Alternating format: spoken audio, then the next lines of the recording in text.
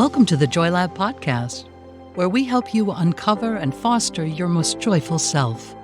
Your hosts, Dr. Henry Emmons and Dr. Amy Prasek, bring you the ideal mix of soulful and scientifically sound tools to spark your joy, even when it feels dark. When you're ready to experiment with more joy, combine this podcast with the full Joy Lab program over at joylab.coach. Hello, I'm Henry Emmons, and welcome to Joy Lab. And I'm Amy Prasek. Here at Joy Lab, we infuse science with soul to help you uncover joy. To do that, we focus on building the elements of joy, the positive emotions and inner states that become the building blocks for a joyful life. So the element for this episode is hope and resilience, because we're still working through our Roots of Resilience series. And if you've missed the beginning of this series, you may want to go back to the first part. I think going through these episodes in order can be pretty helpful, actually. Of course, if you're just popping in and this is where you feel you need to be now, then listen to your wisdom. Stay here. So we are in our second to last root of resilience that Henry termed cultivating a good heart. And you might be thinking, cultivating a good heart is irrelevant when we're talking about mental health. Can seem sort of unrelated when so much of our attention with mental health gets stuck in the brain. Like, the problem is up here, so let's focus here. But often when we really sit with how we're feeling, the symptoms and experiences, or if we look at the science, those things speak to way more than just some wrong levels of amino acids or neurotransmitters bouncing around our brain. We can often feel a lack of connection or meaning, maybe feeling empty or unfulfilled. And this awareness doesn't dismiss the biological factors that may be at play that we've talked about earlier in this series too, but it opens up the rest of our body and the world around us as opportunities to build resilience and for healing. And I think the heart has a really big role there. So do I. Yeah. When I made the decision a long time ago to go into psychiatry, what tipped the scales for me was the sense that, in psychiatry, I could go deeper, deal with the whole person, and it would at least be possible to include heart and soul. I was pretty bummed to find out that by the time I got into it, psychiatry had largely given away most of this territory so that we could just focus on the brain and the hard science. Luckily, I actually do find neuroscience and human physiology to be really interesting, but it just was never enough for me. I think that that's what drew me to mindfulness really early in my career and learning about it through Jon Kabat-Zinn. And I remember when I did my training with him, remember this really clearly. He described the end goal of mindfulness practice was, as he put it, to build a larger container. And what he meant by that was that it's a way to dilute the suffering and challenges of life that we all have into a much larger vessel. And that just made so much sense to me. And I feel it continues to inspire my work 30 years later. So those of you who have been listening to this series on hope and resilience, you'll probably recall the metaphor of the water cooler, that resilience container that I think we all have within us. And it's got this magic elixir that keeps us afloat, helps us deal with stresses. And it's something we need to keep filled up. And we can do that through good self-care, through making healthy lifestyle choices, learning to work with our thoughts and our emotions with more skill. All of those things, I believe, are incredibly important. And yet, even if you're doing all of that really well, it isn't always enough. Plus, it's actually a lot of work to be so focused on self-care all of the time. Yeah. So, right? Yeah, good point. Yeah. So this topic of cultivating a good heart, I think, really moves us into that deeper conversation. Like Amy was saying, we human beings are so much more than our brain chemistry or our bodies or even our thoughts and emotions. We are built for connection. And I believe that what really enlarges that container is our ability to stay open and connect beyond ourselves. So we're going to get into that even more in the next episode about connecting, but it's really something we try to do throughout Joy Lab. So how do we create these deep, wide, genuine connections? It's through the heart. I think of the heart as the organ of connection. And so to me, what cultivating a good heart means is that it's the way we create more openness so that it's easy and natural for us to connect to the people and the things that really matter to us. I love that, the organ of connection. It makes me think of the time when I was studying in India. I had this aha moment when a traditional Tibetan medicine doctor explained how we can interpret our sensory system running through the heart first and then to the brain. So vision, taste, touch, smell, hearing. We gather this information through the receptors and then it runs through the heart and then to the brain. This isn't the way conventional or more Western medical systems, have seen it for the last 100 or so years. The assumption was that we gather sensory information, it goes to the brain first, and then the orders are called out from there, which is a big pivot because many of our indigenous or traditional healing practices saw the heart's importance in sensory processing and for sure mental health as well. The heart played a role. And a lot of demons. Demon possession was like a go-to cause for a lot of mental health questions, which I've been watching a lot of cult, as I told Henry, documentaries lately. So I'm kind of in on this demon possession thing. It's my cult kick coming through here. Tangent. So there are these ancient and really universal understandings that the heart isn't just a pump that only follows the brain's commands. And the good news, this is part of a growing scientific field. It's often called neurocardiology. One of the initial findings that really exploded this area of study is that the heart has a complex neural network, often called the heart brain. And it turns out that some sensory information does pass through the heart before the brain, just like many of our ancestors believed.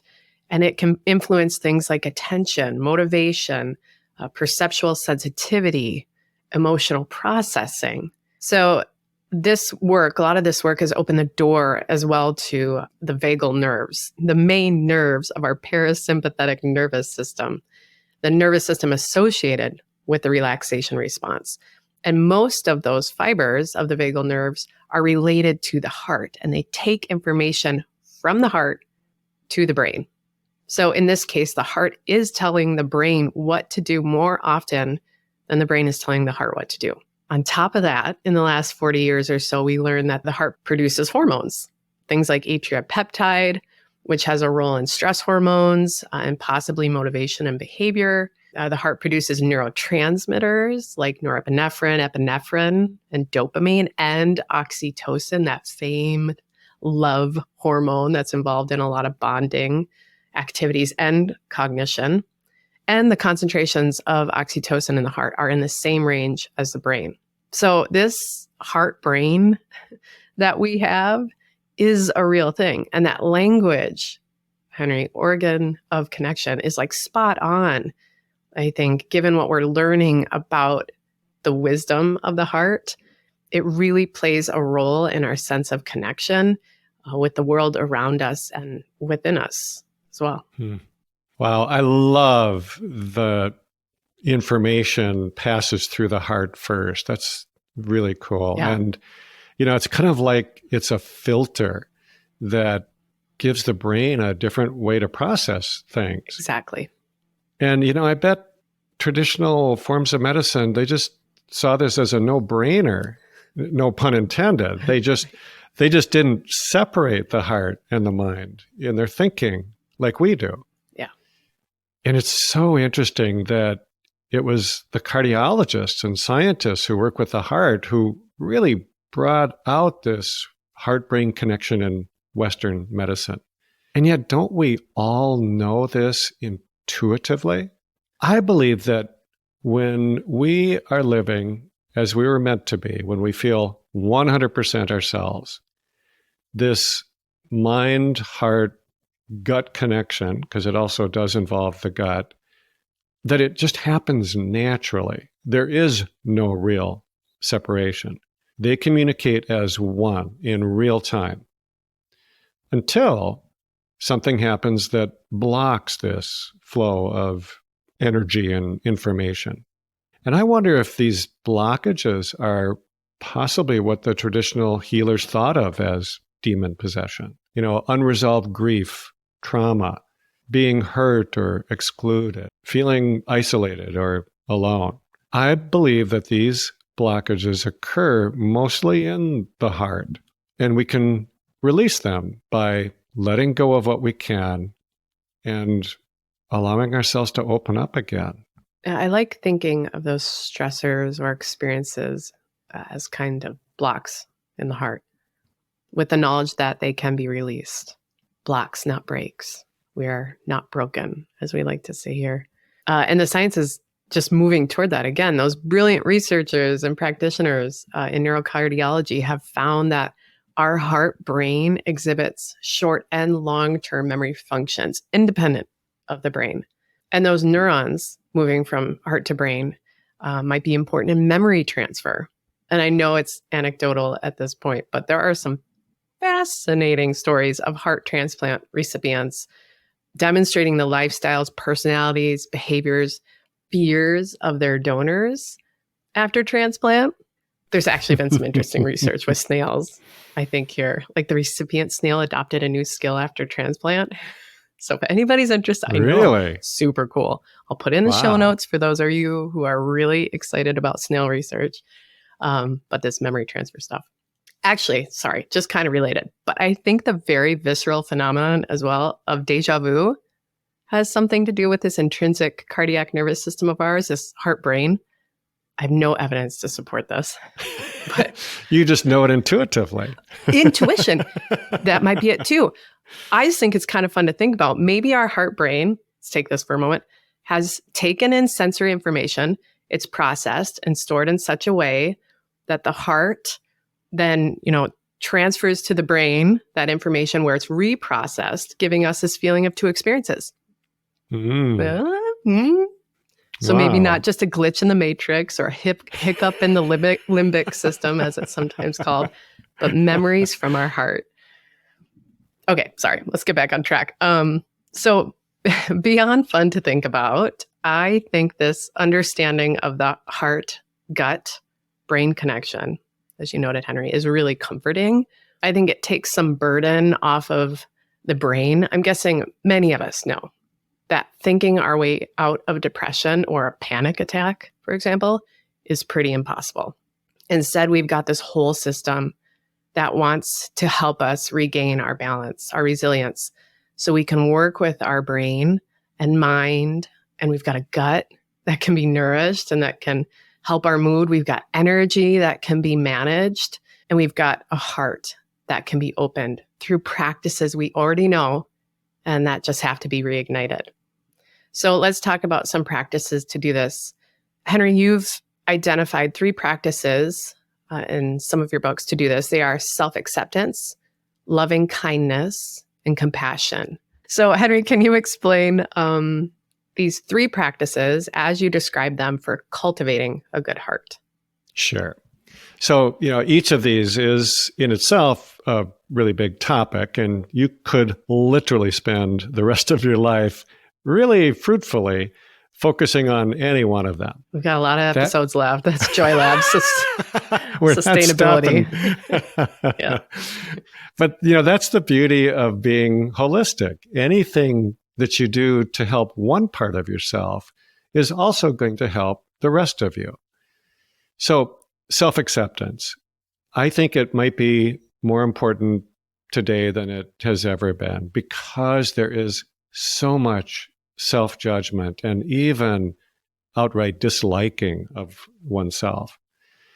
And, this is a continuous practice. It's something you can do every day throughout the day because there are so many things that can trigger this belief that we're somehow not good enough, we're not okay. It offers us the opportunity for a continuous mindfulness practice because you can constantly be attentive to your emotions, to the thoughts that trigger your emotions, and to your efforts to release your judgments. So it strengthens your good, open heart that we're aiming for. Now, anybody who has taken a mindfulness class has probably learned to do the second practice you mentioned, Amy, a loving kindness meditation. If you were to just do one thing that is a really powerful way to soften and open your heart, this would be a really great one. And it's something you could do your entire life. It does help to have had some meditation training just so that you can calm and focus your mind. But it's really a heart-based practice. And I think it actually expands on traditional mindfulness practice by placing your awareness on what is known as your heart center or the energetic heart. And then it just involves a really simple, beautiful thing of bringing to mind various people, picturing them, having their image, and you kind of hold them in your heart and silently offer a blessing of peace or happiness or well-being or loving kindness. And it makes use of the spiritual truth that whatever you are giving to someone else, you are also receiving for yourself. Compassion practice, I think, is quite similar to the loving kindness practice. You focus your awareness on your heart center again, and you bring others to mind, just as you did before, sitting there with an open heart. The focus is a little different, though, because it's more on awareness that this other person is also suffering in some way or other, and then you just offer them your sense of compassion, wishing for healing and release from suffering for them. And I think it's a great way of acknowledging that, really, we are all in this together. None of us is exempt from hardship or suffering, and it opens us up to a deeper sense of connection with all of humanity. Deep connection with all of humanity. Even people we don't like. We're connected. We're actually going to talk about those connections in the next episode. So we also have a great series on compassion. It starts in episode 26 and is titled, Don't Believe Everything You Think About Yourself. Ain't that the truth? There's an act of compassion. So head back there, 26 too, if you'd like. For now, though, a practice that I think encapsulates all of these three that we've discussed that Henry just noted is from The Chemistry of Calm, and it's called the 3 kindnesses. We do something like this in the Joy Lab program, so some of you might be familiar with it, but we want to share it on the podcast as well because it's super easy.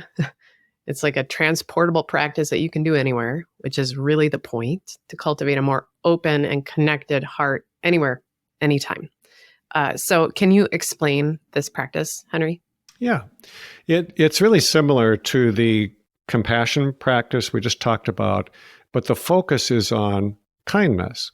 I actually think that those two things are mirror images of one another, that if you really believe in compassion, then the only authentic response to other people is kindness. So briefly, here's how to do this really beautiful practice. The essence of it is simply to notice acts of kindness when they occur around you. And they do happen. Simply noticing it is a great antidote to the negativity or even hostility that we also do see out there. So there are 3 different patterns of kindness that we suggest that you look for and notice. The first is when you see someone acting kindly to another person.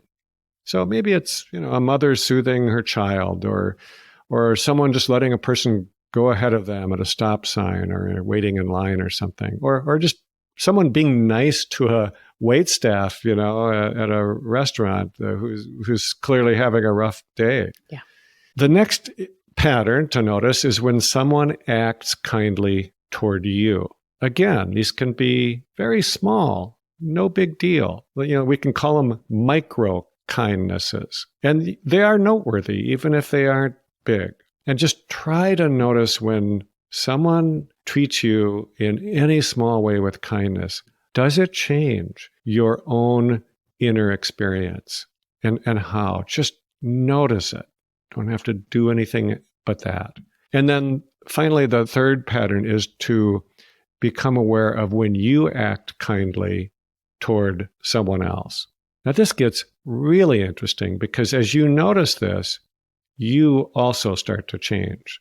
And I believe you will find yourself being kind more often, which is a very good thing for the other people in your life, but also a very good thing for you. Yeah, it is viral, isn't it? I love doing this work, these 3 kindnesses work, Henry, and folks, because it always works. You will always find kindness when you look for it, just like you said, Henry. It's got a good success rate. So head to the show notes for those 3 patterns of kindness. We've got those written out for you so you can know exactly what to look for. All right. Next episode is the last of our Roots of Resilience series. And, if you'd like to throw a kindness at us, it would be really helpful if you could give us a top rating and review on the platform. Ooh, see how I did that? You're listening to us that was on? very smooth, Amy. Thank you. It does really help us. It helps others find us, and it spreads some joy. So there's a kind act you could do too. But truly, we just are very grateful you're here. So to close our time today, I want to share some wisdom from the 14th Dalai Lama, I suppose a pioneer in neurocardiology, actually. So here it is. This is my simple religion. There is no need for temples, no need for complicated philosophy. Our own brain, our own heart is our temple. The philosophy is kindness. Thank you for listening to the Joy Lab podcast. If you enjoyed today's show, visit joylab.coach to learn more about the full Joy Lab program. Be sure to rate and review us wherever you listen to your favorite podcasts. Please remember that this content is for informational and educational purposes only. It is not intended to provide medical advice and is not a replacement for advice and treatment from a medical professional. Please consult your doctor or other qualified health professional before beginning any diet change, supplement, or lifestyle program. Please see our terms for more information.